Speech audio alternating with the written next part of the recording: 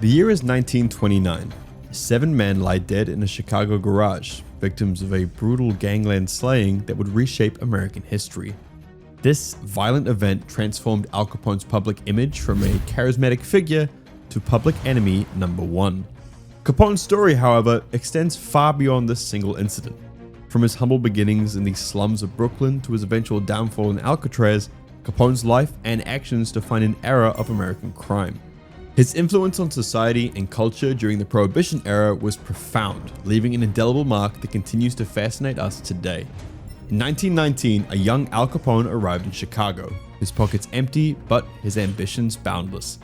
At just 20 years old, this Brooklyn native was about to embark on a journey that would transform him into America's most notorious gangster. Capone was born to Italian immigrant parents. His formal education ended abruptly at 14 when he was expelled for striking a teacher, after which he drifted between odd jobs and gradually gravitated towards gang life. Capone's entry into Chicago's criminal underworld was unremarkable, a job as a bouncer in a brothel. However, his fortunes changed dramatically when he caught the eye of Johnny Torrio, a powerful figure in the city's criminal hierarchy. Johnny saw potential in Capone's combination of street smarts and ruthless ambition, taking him under his wing and providing Capone with his first real taste of power. The implementation of Prohibition in the 1920s created a perfect storm for a criminal enterprise. Capone, demonstrating keen business acumen, capitalized on the skyrocketing demand for illegal alcohol.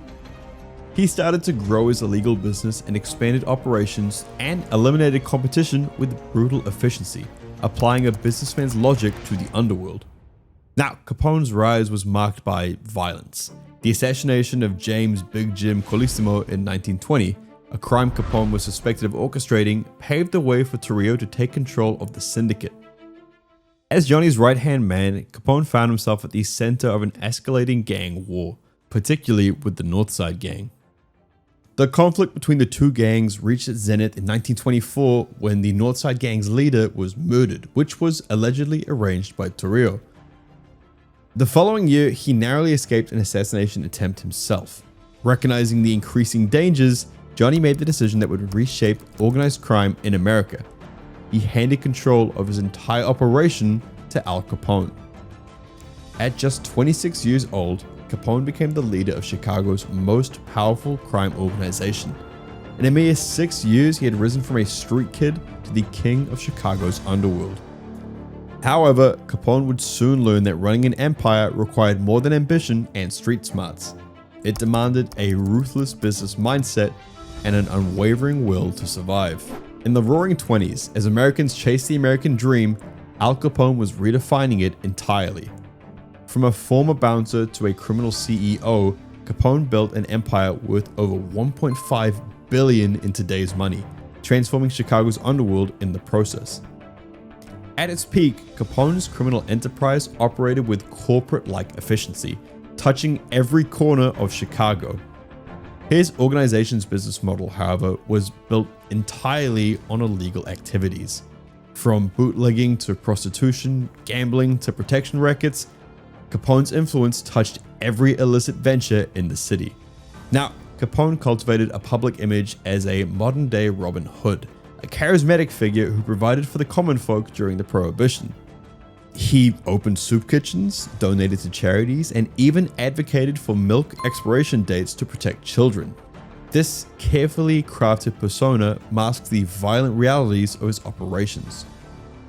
The foundation of Capone's empire was brutality and fear.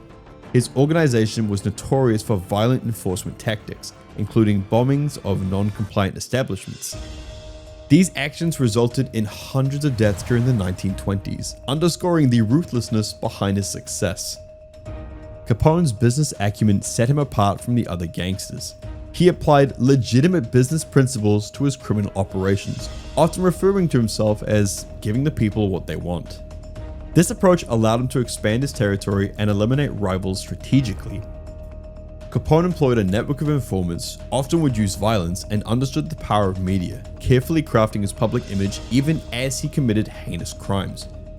As his wealth grew, so did Capone's appetite for luxury.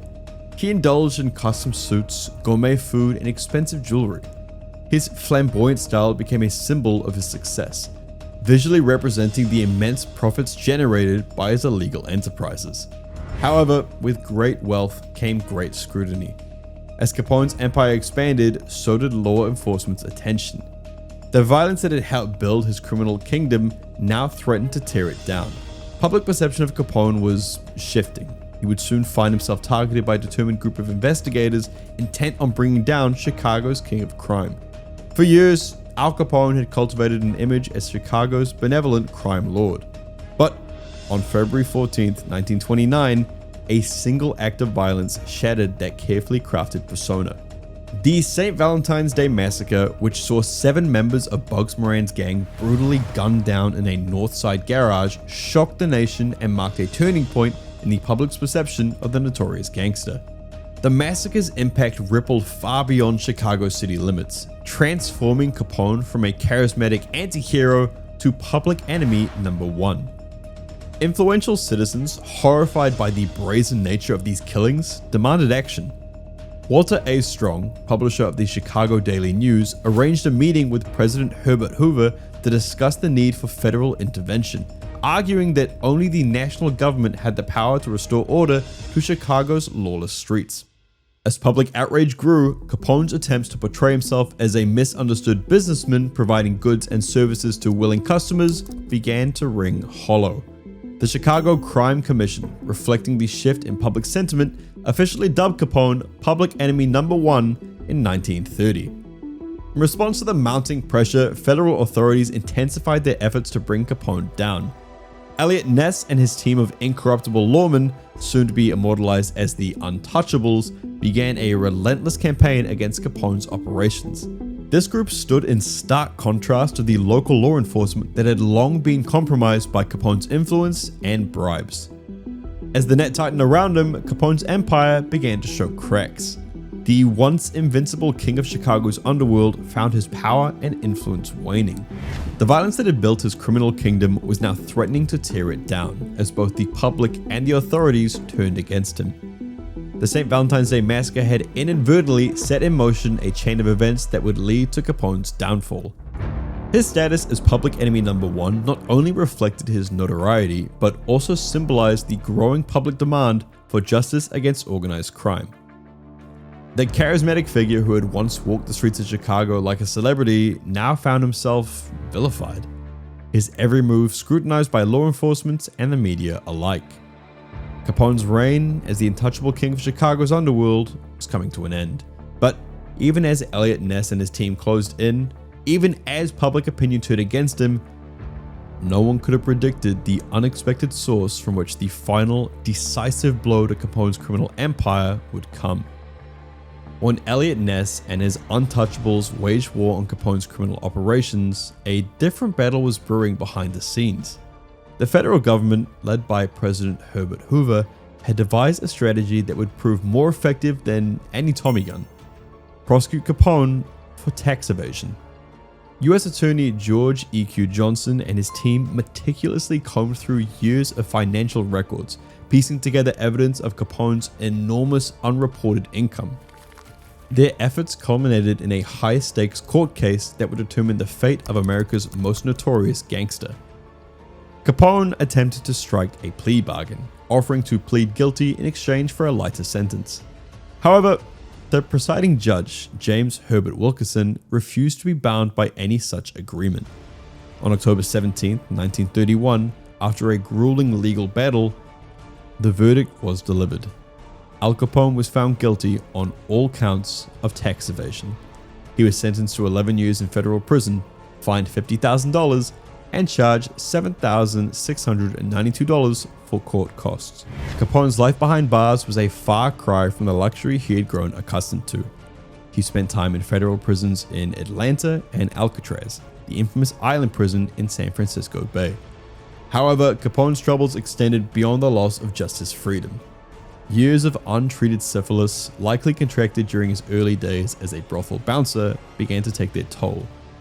The disease ravaged his body and mind, causing his mental faculties to deteriorate. In November 1939, Capone was released from prison, his sentence shortened for good behavior. He would receive treatment for his syphilis and was one of the first patients to receive penicillin in 1942. However, the treatment came too late to reverse the extensive damage already done to his brain. Capone spent his final years at his Palm Island mansion in Miami Beach, Florida. Once the mastermind behind a vast criminal empire, he had now the mental capacity of a 12-year-old child. On January 25, 1947, surrounded by his family, Al Capone died of cardiac arrest following a stroke. As news of Capone's death spread, it marked the close of a chapter in American history. The reign of America's most infamous gangster had come to an inglorious end. But his legacy was just beginning to take shape in the nation's collective imagination. The enduring fascination with Capone speaks to a complex relationships Americans have with outlaws and anti-heroes. His life has inspired a wealth of books, films, and TV shows, cementing the image of the charismatic gangster in popular culture. However, this romanticization often obscures the brutal reality of his crimes and their impact on society. From his vicious rise to his unsuspecting end, Capone's life will be studied for years to come. The story of America's most infamous gangster will forever be a staple in history, and many will look back and wonder of that charismatic Brooklyn boy who grew up to rule the streets of Chicago.